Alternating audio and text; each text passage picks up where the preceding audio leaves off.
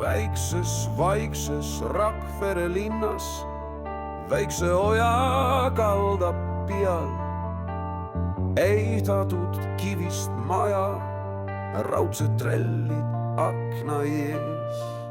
Mäe pealt alla veereb vanger, vaeras härra istub sees, pöörab ümber ja siis küsib hobus kinni pidades.